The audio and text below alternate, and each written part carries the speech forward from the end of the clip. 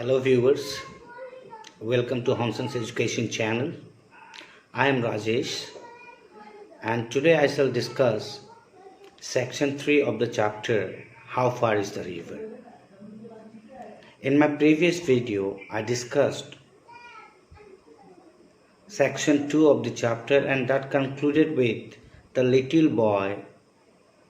He stopped to drink water as he was tired walking in the hot sun. And so today we'll continue the third part of the chapter. So after he drank water,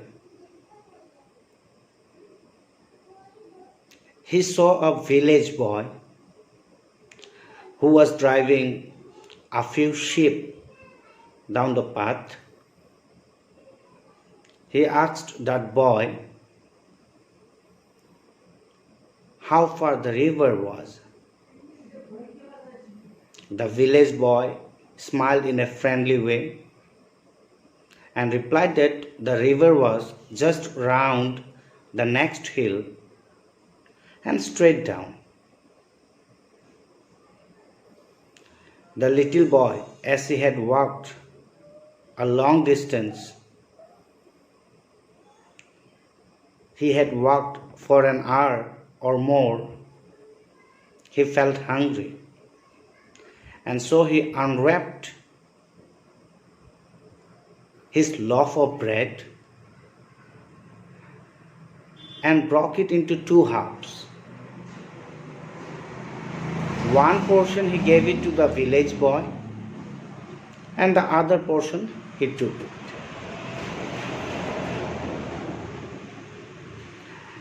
They sat on the hillside and ate in silence.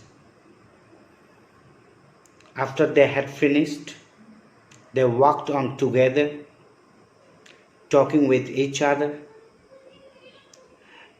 And the little boy, in the company of the village boy, he did not notice the smarting of his feet, means the pain of his feet, the heat of the sun, the distance he had covered, and the distance he had yet to cover.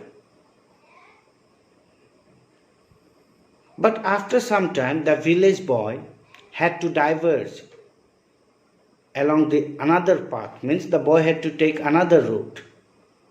And again the little boy was left alone. The boy continued his journey, and while he was walking, he missed the boy, that village boy with whom he had shared his loaf of bread.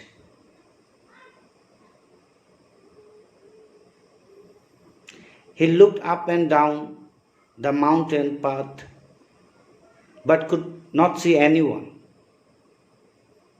He could not even see his own house from the mountain. And also he could not see the river. He began to feel discouraged. He was alone. He had no one to guide him. And since he was alone, he started feeling discouraged. If someone had been with him, he would not have faltered. He would not have been discouraged. He was alone. At the same time, he was tired. And so he felt lonely.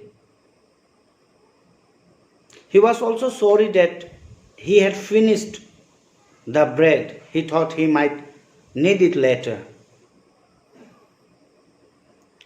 He thought though he was discouraged, he thought he had come more than halfway and could not turn back. He had to see the river at any cost. And if he failed to do so, he would always be ashamed of his experience.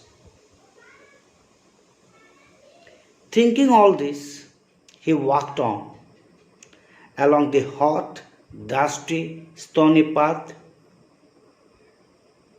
past mud huts and terraced fields.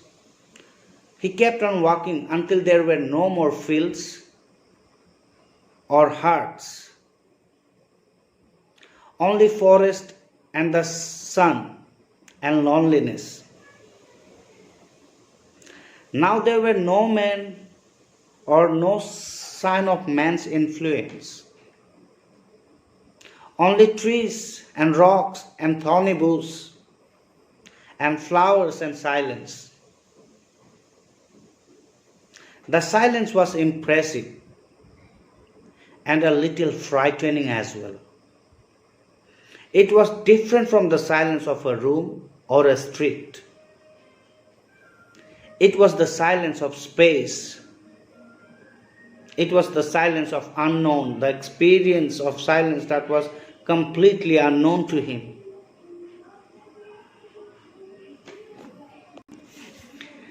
There wasn't any movement either, except for the bending of grass beneath his feet or the circling of the hawk high above the pine trees. Hawk the bird. Then, as the boy rounded a sharp bend, the silence broke into sound. A sudden roaring sound was heard, the sound of the river. Far down in the valley, the river trembled over rocks. Fast and frenzied means uncontrollable. The boy gasped and began to run. He slipped and stumbled, but still he ran. After seeing the river, his happiness had no bound, because time and again he was tested, but finally he has reached his goal. His dream has come true. Finally, he found the river of which he thought when he was at his home. The river which was hidden behind the mountain. After walking for 7 miles, finally he has reached the river, and seeing the river, he was full of happiness. Then he went into the river. He was ankle deep in the painfully cold mountain water, and the water was blue and white and wonderful. And with this, we come to the end of the chapter, How Far is the River? By Ruskin Bond. So from this lesson, we learned that if we are determined, if we are strong at will,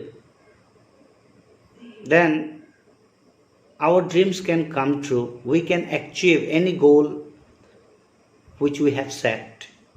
And this was a fine example cited by this small boy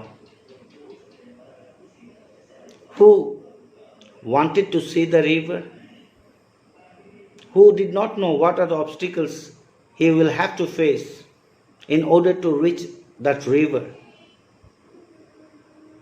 But the only one thing which he had was, he was determined. He wanted to reach the river at any cost. And finally, despite on halfway, he was discouraged, but he did not give up, because he thought, if after traveling halfway, if he returns back, he would always remember that experience and he would be ashamed of that. And therefore he thought, whatever may be the consequence, whatever may be the result, I will have to reach the river. and then finally he reaches, and he was really very happy. And with this, we have come to the end of the chapter. Thank you for watching my video. Please subscribe our channel for more videos. Thank you. Bye.